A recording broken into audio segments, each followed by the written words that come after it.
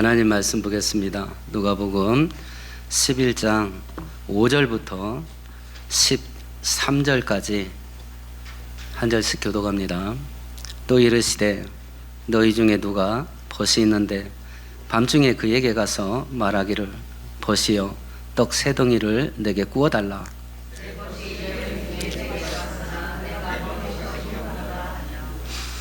그가 안에서 대답하여 이르되 나를 괴롭게 하지 말라. 문이 이미 닫혔고 아이들이 나와 함께 침실에 누웠으니 일어나 네게 줄 수가 없노라 하겠느냐.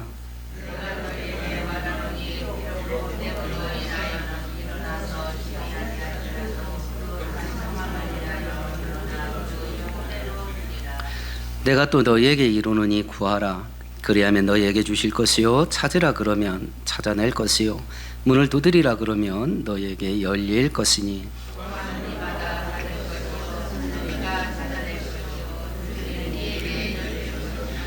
너희 중에 아버지 된 자로서 누가 아들이 생선을 달라 하는데 생선 대신에 뱀을 주며 함께합니다. 너희가 악할지라도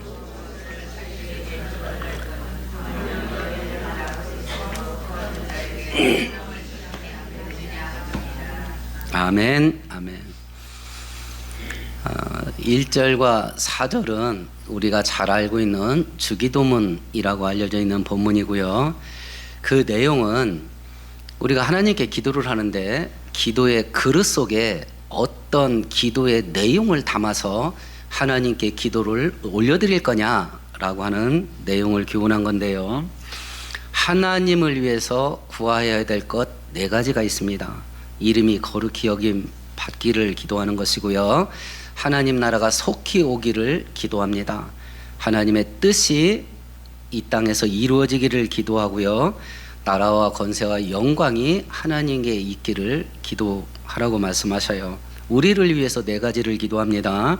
일용할 양식을 구합니다. 죄 용서를 구합니다. 유혹에 빠지지 않게 됨을 구합니다. 악에서 구해달라고 간구합니다. 이 주기도문의 내용을 보면 하나님을 위해서 하나님이 원하는 것이 이루어지게 해달라는 기도가 거의 대부분이에요. 우리를 위해서 기도하는 내용도 있는데 죄를 용서해 주시고 유혹에 빠지지 않게 거룩하고 경건하게 살게 해주세요.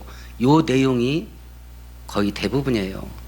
우리가 가장 중요하게 생각하는 먹고 사는 문제, 일용할 양식을 주옵소서라는 거에 다 포함되겠습니다마는 그냥 지나가듯이 기도하라 그래요. 그러면 예수께서 기도는 이렇게 해라고 알려준 것과 내가 만일 기도를 하고 있다면 내가 기도하는 것하고 이 분량을 서로 비교를 해보는 거예요. 내가 기도하는 것 중에 하나님에 관련된 분량이 얼만큼 되고 나를 위해서 기도하는 것 중에 경건 생활과 거룩한 생활을 하기 위해서 필요한 것들을 구하는 분량과 먹고 살기 위해서 구하는 분량을 비교를 해보는 거예요.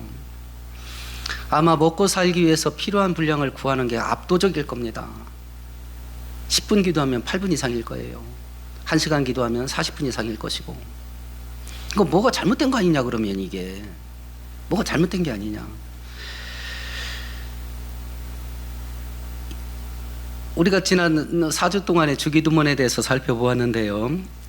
기도는 내 마음 속에 있는 가장 강한 열망이 말로 표현되는 거예요. 말로 표현되는 것.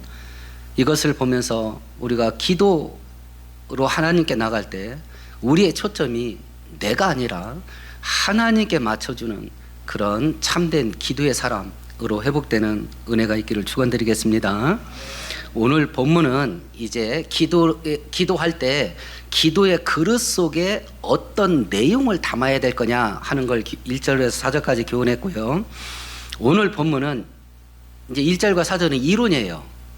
기도할 때 어떤 내용으로 기도할 건가 이론을 가르치시고 오늘 본문은 실천 기도를 한다고 치자. 그러면 기도를 어떤 태도 어떤 자세를 갖고 기도를 해야 될 거냐라고 하는 것을 가르치시고 우리가 기도를 하면 어떤 일이 벌어질지 그걸 이야기하는 게 오늘 본문이에요. 그러면 오늘 성경에 보면 기도할 때 우리가 두 가지 태도를 가져야 된다 말씀을 하시는데요. 이 사건의 배경을 설명하는 게 5절과 6절이에요. 같이 읽어보십시다. 또 이르시되 너희 중에 누가 벗이 있는데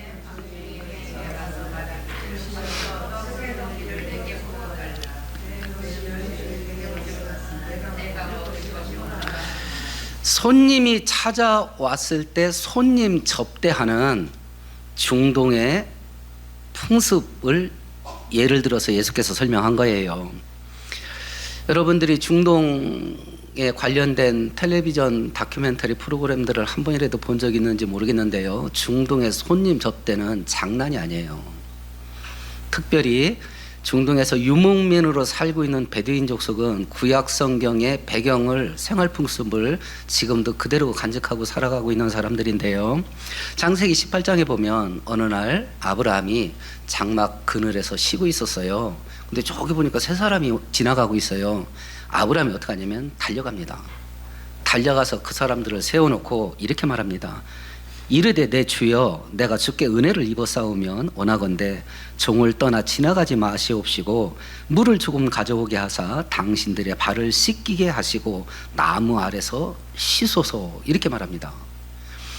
달려가가지고 그 사람들한테 제발 나를 지나가지 마시고 자기를 종이라 그랬어. 종. 우리 집에 제발 좀 들어오세요. 그렇게 하고 영접해요. 그리고 어떻게 하냐면 양을 잡아서 음식을 대접하고 자기는 어떻게 해요? 옆에 서서 시종을 들어요.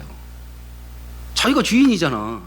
근데 손님 앞에서, 그것도 지네 집 찾아온 것도 아니야. 지나가는 사람 억지로 불러다가 초청을 한 거예요. 근데 그게 구약 성경의 손님 접대 방식이에요. 이때 이 세 사람은 한 분은 하나님이고 두 사람은 천사예요. 소돔과 고모라를 멸망시키러 갔던 두 천사가 사람의 모습으로 이제 현현되어져서 아브람 앞을 지나가던 차였는데 이때 아브람은 하나님인 줄 몰랐어요. 나그네인 줄 알았던 거예요. 나그네인 줄. 이런 풍습을 배경으로 해서 어떤 이제 제가 이 주인공으로 얘기를 할게요. 우리 집에 내 친구가 왔어요. 근데 너무 늦게 도착한 거야. 10시에 도착해서 밤 10시에. 우리 음식 없어. 너무 늦었어. 근데 굶고 왔대. 그래서 옆집에 간 거예요. 옆집에 가서 뭐라고 말을 했냐면 떡 3덩이만 좀 빌려주라. 우리 집에 손님이 왔는데 너무 늦게 와서 우리 집에 음식이 없다. 이렇게 하니까 옆집 사람이 뭐라겠냐면 7절이라고 말한 거예요. 같이 읽어보십시다. 그가 안에서 대답하여 이르되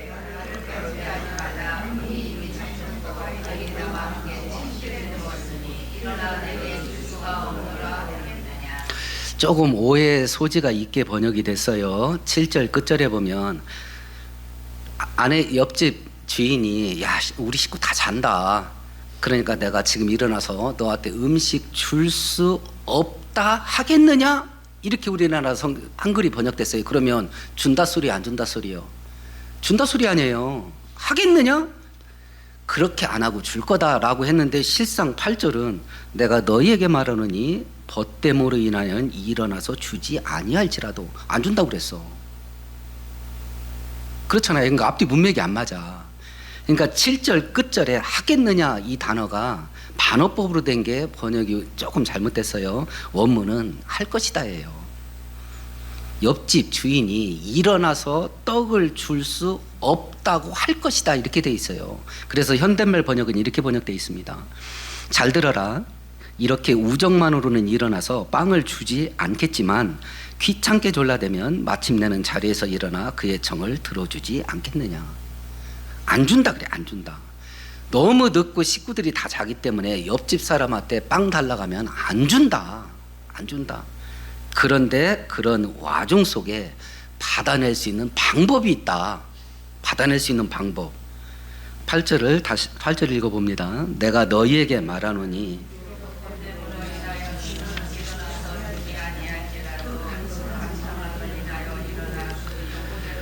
친구 사이 인간관계 가지고는 빵을 얻어낼 수가 없어.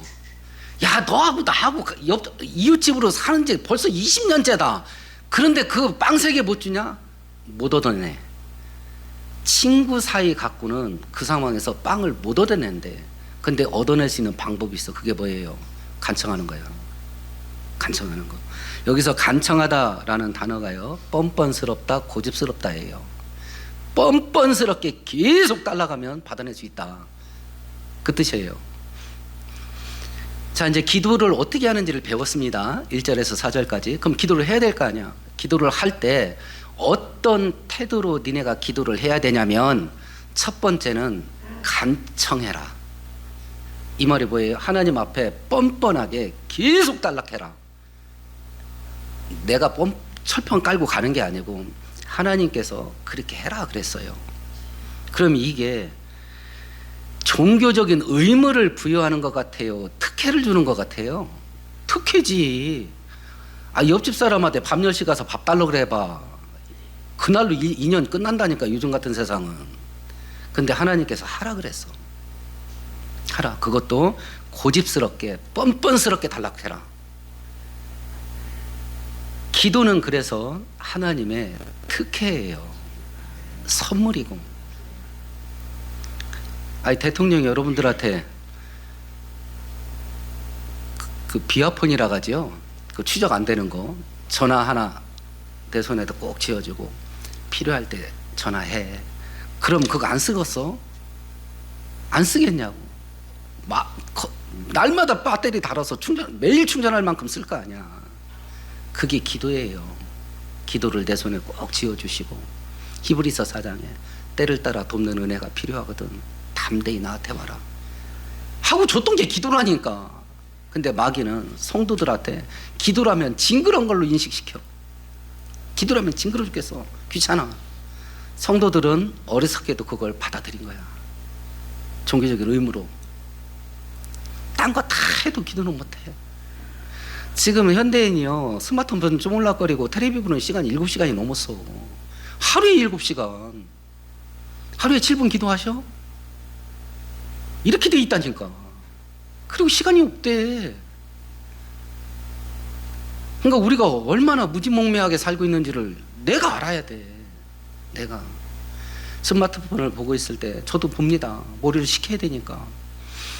보고 있을 때 단 10분, 20분을 보고 나서 아유, 내가 이렇게 기도를 했으면 하고 끌 수 있어야 돼. 스마트폰을 끌 수 있는 능력이 없어. 그것도 못 꾸면서 대체 뭘 하겠다는 거야. 스마트폰도 못 꺼, 텔레비전 리모컨도 못 꺼. 자기 의지를 가지고 못 끄잖아. 끄셔? 이쯤에서 정리하세요 하고 드라마 보다가 끄실 수 있겠냐고. 못 꺼. 못 끈다고. 지금 우리가 나이 70, 80대도요, 핸드폰 끄고 스마트폰 끄고 인터넷 키보드 컴퓨터 키보드 끌 줄 알면 지금 공부해도 서울대 다 간대. 하루에 7시간 해봐. 뭔 일은 못 하겠어. 근데 안 돼. 안 돼. 그게 우리의 현실이야. 그 중에 우리 축복받는데 가장 치명타 입은 게 뭐냐면 기도예요. 기도. 기도할 때 하나님께서 우리들에게 무한 특권을 허락하셨어요. 무한 특권. 아무 때나 와서 달달 볶아라. 그게 기도자의 첫 번째 태도다. 성경 한 구절 읽어볼까요? 구약 성경 이사야 62장 보십시다. 1043페이지입니다.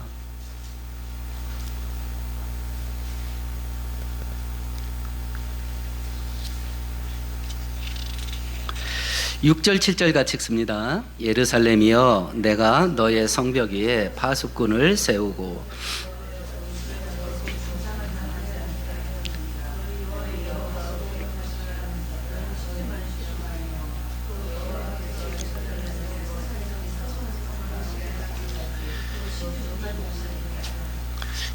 어, 60장 전후로 해가지고요, 본문의 내용은 이스라엘 백성들이 바벨론에게 망하겠지만 다시 하나님께서 회복시켜준다는 내용이 포함된 부분 속에 있는 내용이에요. 하나님께서 이스라엘 성벽 위에 파수꾼을 세운대요. 근데 그 파수꾼이 하는 역할이 뭐냐면 주야로 잠잠하면 안 돼. 뭔가를 막 계속 말해야 돼. 그러니까 기도자예요. 계속 말해야 돼. 근데 말하게 하는 게 뭐냐면 하나님으로 하여금 기억나게 해야 돼. 하나님 이렇게 한다고 했잖아요. 하나님 이렇게 한다고 약속했잖아요. 하나님이 뭔 말을 했는지 기억나게 계속 말을 하래. 하나님이 뭔 말을 했는지, 하나님께서 뭔 약속을 했는지 하나님이 기억나게 계속 말하래. 언제까지요? 하나님이 찬송 받게 될 때까지, 그 일을 하나님이 이루실 때까지 하나님을 쉬지 못하게 해라. 달달 볶아 먹으래. 그게 기도자의 사명이야. 하나님을 막 달달 볶아가지고 하나님이 약속한 거 이루게 해라. 이걸 하나님께서 우리들에게 허락한 거예요. 나를 못 살게 굴어라. 나를 괴롭혀라. 그럼 우리가 하나님을 달달 볶는 방법이 뭐냐? 간청하는 거다. 간청하는 거. 힘 있고 권력 있는 자에 가서 간청해 보세요. 아마 면회도 안 될 겁니다. 면회도 안 될 거예요. 근데 하나님이 허락을 하셨어요. 간청을 하라고. 기도할 때 첫 번째 태도는 끝까지 매달리는 거야. 끝까지 매달려. 달달 볶는 거야. 기도로 하나님을. 근데 하나님께서 기도하라라고 명령을 하셔요. 왜 그런가? 우리가 아이들을 키워보면 다 겪었습니다. 아이들이 편식을 하면 건강이 안 좋아. 몸이 약해져. 음식을 골고루 먹어야 돼. 그런데 콩, 시금치, 나물 이런 거 안 먹으려고 그래. 그럼 우리가 그걸 자식들한테 먹일 때 뭐 어떻게 해요? 먹어! 이러잖아요. 그걸 먹으면 애한테 좋은 거야. 근데 안 하잖아. 그러니까 부모는 어떻게 해요? 억지로 먹여. 기도는 좋은 거예요. 이걸 얼마나 좋은지 말할 수가 없네 진짜. 무슨 광고처럼. 기도 진짜 좋은 건데 이걸 말로 어떻게 표현을 못 하겠네. 근데 안 해. 그러니까 억지로 시키는 거지. 기도하라고. 명령하는 명령. 쉬지 말고 기도해! 라고 하는 이유가 뭐냐? 그 좋은 걸 안 하니까 그래. 그 좋은 걸 안 하니까. 첫 번째 기도자의 태도는 간청하는 거예요. 간청하는 거. 기도로 하나님을 달달 볶는 거예요. 그런 태도로 기도를 해라. 두 번째 기도자의 태도는 9절과 10절이에요. 같이 읽습니다. 내가 또 너희에게 이루노니 구하라 그러면 너희에게 주실 것이요.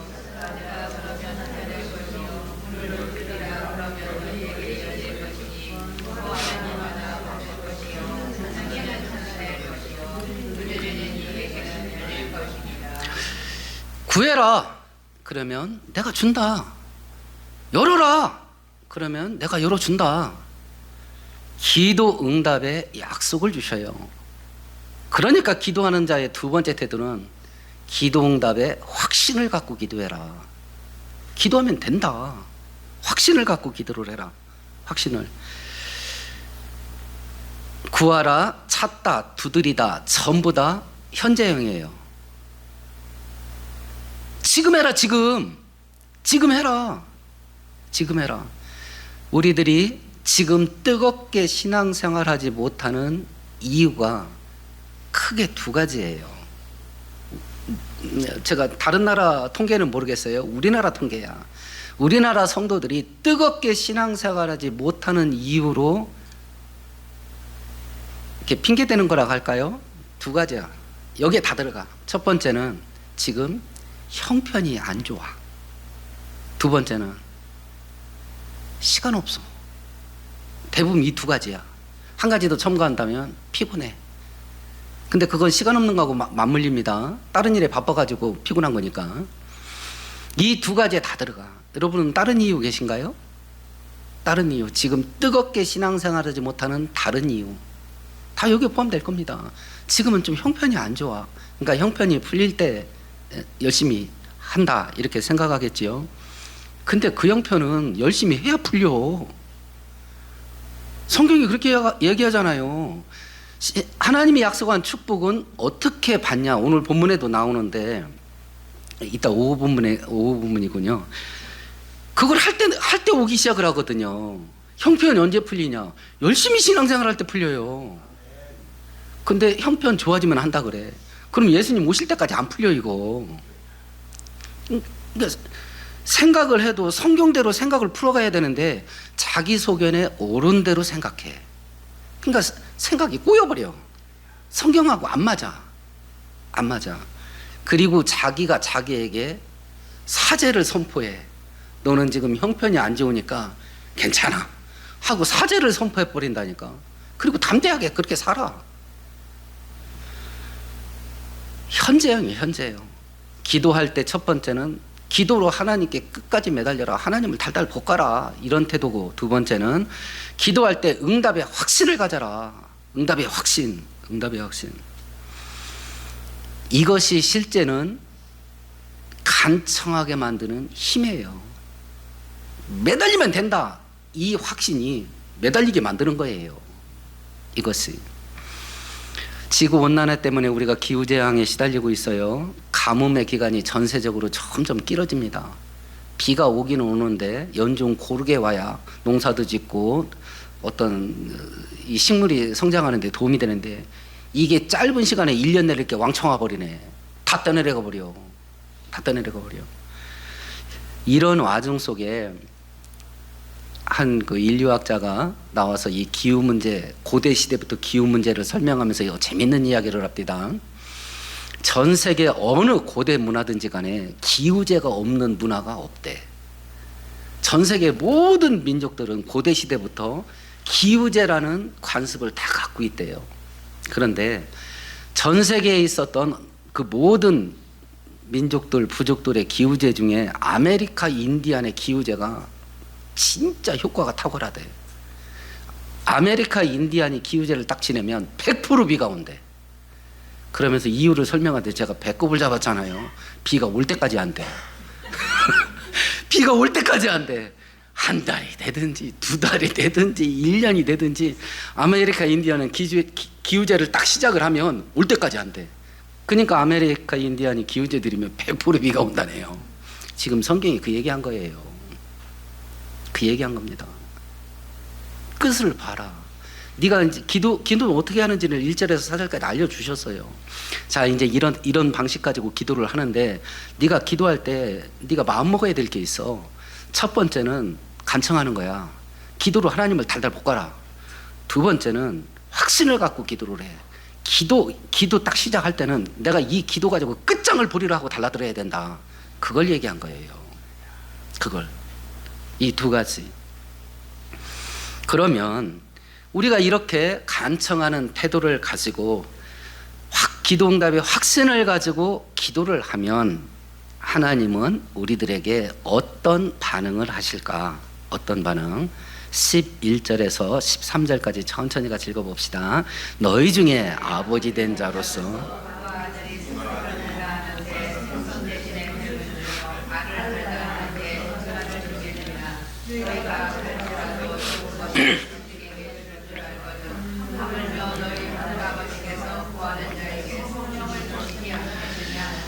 니네가 니네 자식한테 배고프다고 뭐 생선이나 계란을 달라고 하는데 뱀이나 전갈 줄 위인들이 있냐? 뱀이나 전갈, 독 있는 것들이죠. 나쁜 거, 악한 겁니다. 네 자식들한테 나쁜 거, 악한 거 안 주잖냐? 안 주잖냐? 하나님께서 구하는 자에게 좋은 것 주신다라고 했는데, 오늘 본문 13절은 성령이라고 되어 있고, 동일한 사건을 기록한 마태복음 7장 11절은 가장 좋은 것이라고 되어 있어요. 마태복음은 유대인들을 대상으로 쓰여져 있습니다. 그러니까 유대인들 구약 관점에서 제일 좋은 게 뭔지를 알아요. 성령이에요. 그래서 요엘서 예언 중에 마지막 때 하나님께서 남종과 여종에게 성령을 물붓듯이 부어준다는 언약이 바로 그 내용이거든요. 그러니까 유대인들은 다 알아. 제일 좋은 게 뭔지. 그러니까 좋은 거라고 말한 거예요. 반면에 누가복음은 이방인들을 대상으로 쓴 성경이에요. 그러니까 이방인들은 구약 배경이 없어요. 그러니까 이방인들이 과거에 가장 좋은 걸로 알고 있던 게 뭐예요? 돈, 부귀영화, 성공 출세, 세상의 향락재미, 이거였던 거예요. 그러니까 가장 하나님이 좋은 것 준다면 그게 푸떡 떠오르는 거야. 그러니까 성령이라고 말한 거예요. 그게 아니다. 하나님께 받는 가장 좋은 건 그런 게 아니고 성령이야. 성령은 하나님이에요. 성령을 받는다라는 말은 하나님을 선물로 받는다는 뜻이에요. 하나님을 선물로 받는다. 구약 성경 한 구절 찾아보십시다. 신명기 10장입니다. 227페이지예요.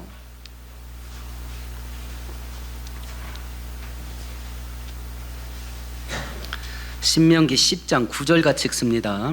그러므로 레위는 그의 형제 중에 분깃이 없으며 기업이 없고 네 하나님 여호와께서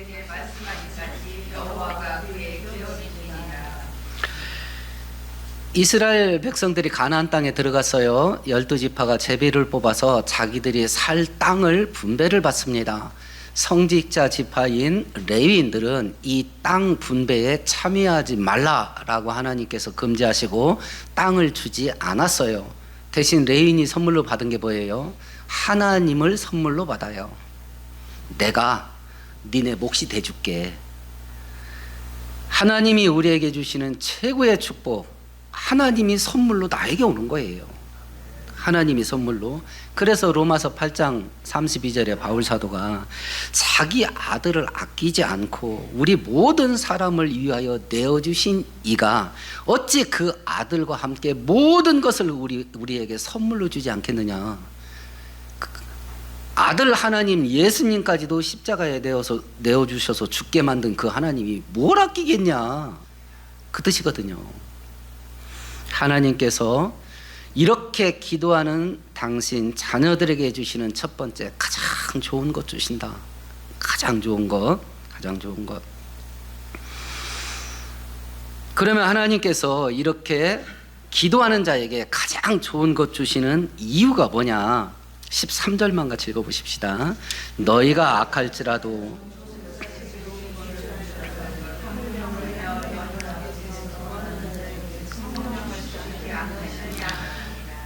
가장 좋은 것 주시는 이유가 뭐냐면 하나님이 우리 아버지시라서 그래요.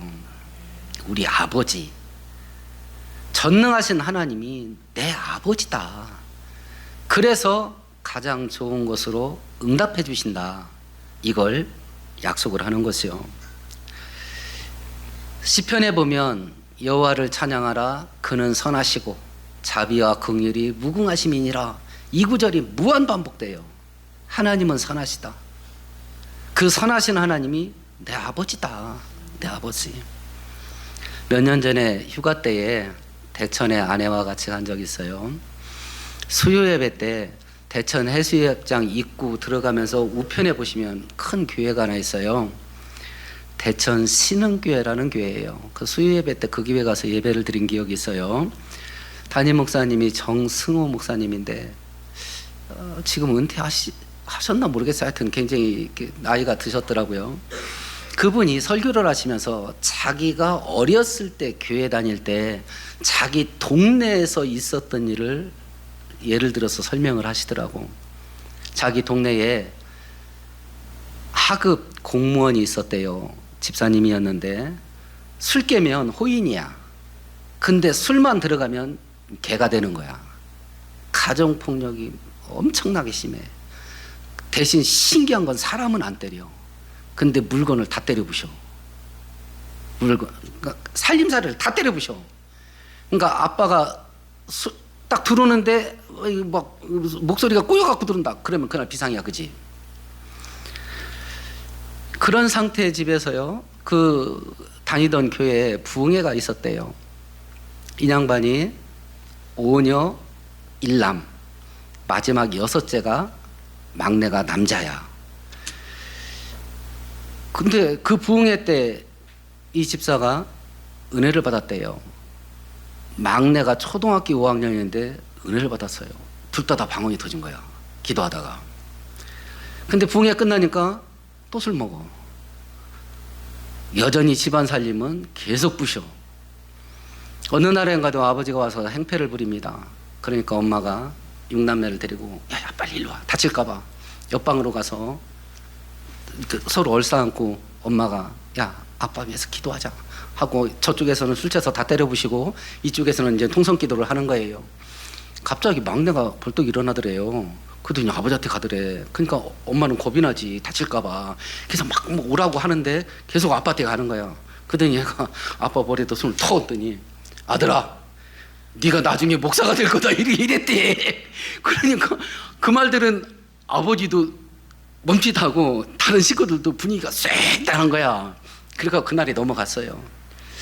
근데 이 공무원이 진짜 직장을 그만두고 신학을 공부해서 목사가 됐어요. 그 아들이 나중에 자라서 목사가 됐어요. 그 아들이 자기래. 자기 집안 얘기한 거야. 자기 집안 얘기한 거예요. 자기 아빠 머리에 손 얹고 아들아 네가 목사 될 거야 했던 게 자기라고 그러더라고. 하나님은 선하세요. 선하세요. 우리가 4월 3일 날 저번 주죠. 미국 이란 전쟁 통해 미국 전투기가 하나 추락한 적이 있었잖아요. 2명의 조종사가 탈출해냈는데 한 사람은 금방 구조되었고 한 사람은 이틀 만에 구조가 됐습니다. 그 사람이 본국에 마지막 소식을 전하고 산속으로 도망갔어요. 그 마지막 소식이 뭔지 알잖아요. 여호와는 선하시다. 그걸 본국에게 마지막 문자로 날리고 본인은 도망간 거야. 그 와중에서도 그걸 끝까지 붙잡는 거야. 언제 죽을 줄 몰라 이제. 그게 확신이에요. 그게 확신. 이제 세계 정치 질서가 흔들리고요. 정치가 흔들리게 되면 직격탄을 누가 받냐면 돈 있는 사람은요 아무리 어려워도 있는 돈 쓰면 돼. 가난하고 힘없는 서민들이 진짜 고달퍼지게 될 거예요. 우리 인생 꼬였어요. 정치인 바꾸면 좋은 일 있을 것 같지요. 나는 미국 같은 선진국가가 트럼프 같은 깡패놈 대통령 세우는 게 이해가 안 돼. 이해가 안 돼. 근데 이런 일은 앞으로 빈번하게 이루어질 거예요. 세계 정치인들이 이제 알게 됐어. 어떻게 대통령 된다는지. 거짓말을 막 기관총처럼 쏴야 돼. 그리고 극단적으로 상황을 몰아가야 돼. 그래야 자기 지지자들이, 고정 지지자들이 생기기 때문에 그래요. 우리나라도 똑같고요. 그러면 다음 정치인, 그 다음 정치인은 계속 이게 반복돼. 그러니까 정치 사회학자들이 지금 위기로 삼는 게 뭐냐면 이제 히틀러, 김정은, 시진핑 같은 이런 정치인들이 전 세계에서 동시에 다 일어난다. 그러면 독재가 일어나요. 독재가. 민주 독재가 일어나요. 우리나라 민주 독재입니다. 지금 미국 민주 독재예요. 우리가 알고 있어야 돼. 지금 정치에 참여하라 소리가 아니라 이런 상황이 심각해질 텐데 이 환경 속에서 내가 어떻게 신앙생활을 붙잡고 살아갈 거냐, 이걸 정립을 해야 돼. 안 그러면 휘말린다니까. 안 그러면 휘말려. 그럼에도 불구하고 하나님은 그의 백성들에게 선하세요. 선하세요. 오늘 성경은 그걸 끝까지 믿어라.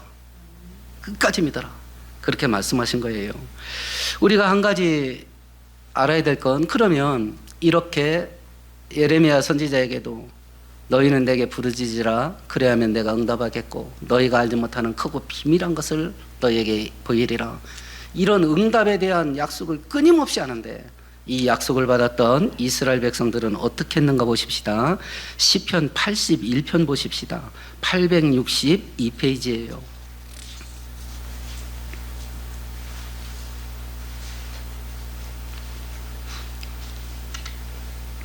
10절 11절 같이 읽습니다. 나는 너를 애굽 땅에서 인도하여 낸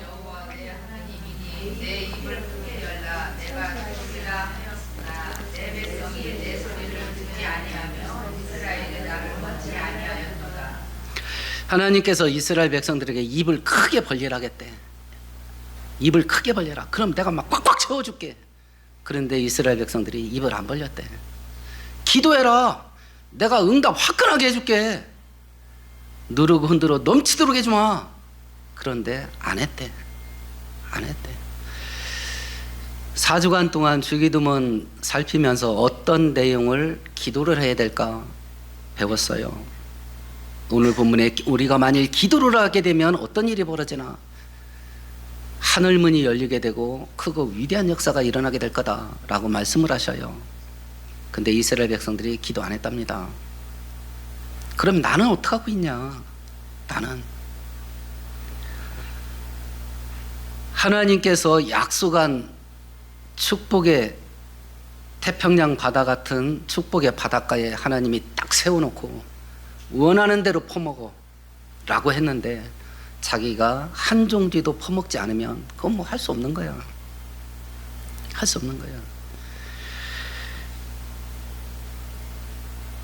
에스겔서도 똑같은 이야기를 합니다. 에스겔서는 포로로 끌려간 상태에서 선지자 활동을 했는데 거기에서 에스겔 선지자가 자기들이 회복되게 될 거고 고국에 돌아갈 걸 예언을 받아요. 그러면서 하나님이 이야기를 합니다. 그리할지라도 너희들이 그렇게 이루어지게 해달라고 간구하여야 할지니라 이렇게 말합니다. 하나님이 복 주려고 계획을 다 세웠어. 그리고 실행하실 거야. 그렇다고 해서 니네들이 아무것도 안 하고 가만히 있어서는 안 된다. 내가 약속한 것이 이루어지게 해달라고 기도는 해라. 이렇게 말씀하신 거예요.